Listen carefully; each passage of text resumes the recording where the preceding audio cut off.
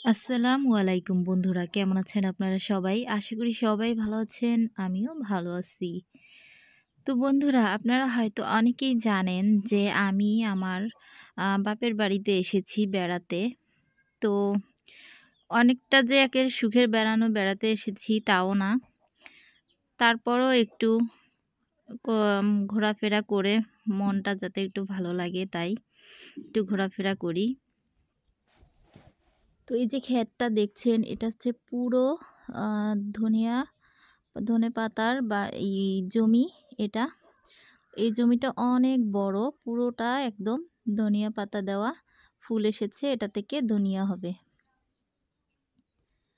অনেক বড় একটা জমি।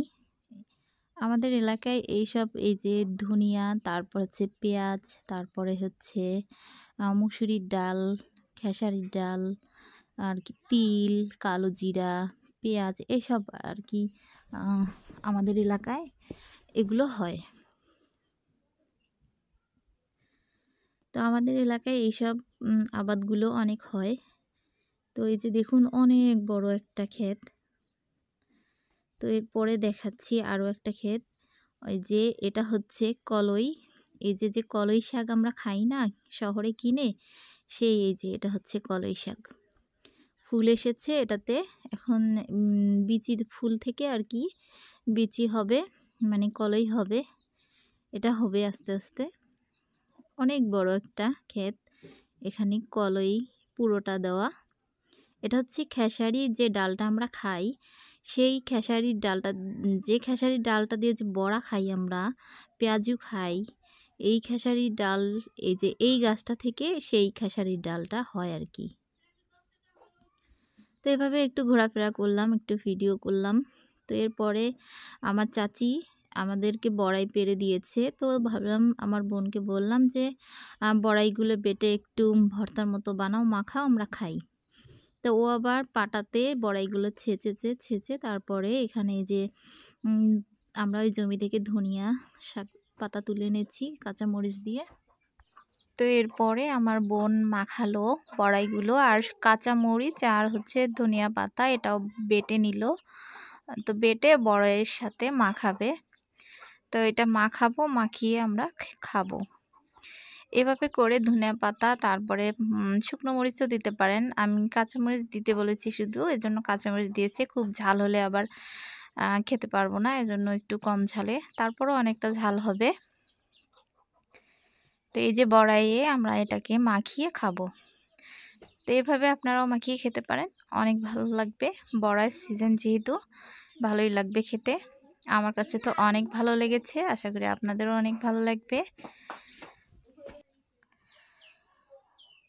তো বাটা প্রায় হয়ে গেছে, এখন আমরা এটাকে দিয়ে মাখিয়ে নিব।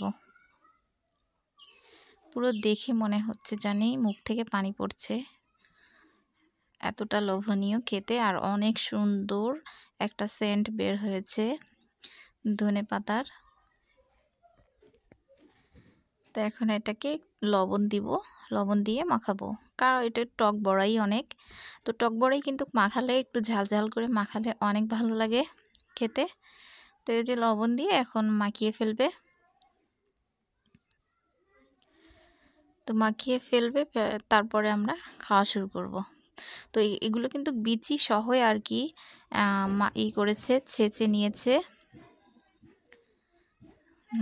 দেখুন ও খুব সুন্দর করে মাখাতে পারে। তো হয়ে গেছে মাখানো, এখন আমরা খাওয়া শুরু করব বিসমিল্লাহ বলে। দেখি কেমন হয়েছে। তো একটু খেয়ে দেখলো লবণ কম হয়েছে, এজন্য আবারও লবণ দিলাম। তো এখন হয়ে গেছে পুরোটা মাখানো, এখন আমরা খাওয়া শুরু করব। তো আমিও খাওয়া শুরু করলাম, বাস অনেক ভালো হয়েছে, অনেক মজা হয়েছে খেতে। তো কার কার বড়াই এরকম ভর্তা বা ছেঁচা পছন্দ হয় অবশ্যই কমেন্ট করে জানাবেন। তো এক এক এভাবে করে সবগুলো বড়াই বাটা খেয়ে ফেলছি। তো আল্লাহ হাফেজ, সবাই ভালো থাকবেন।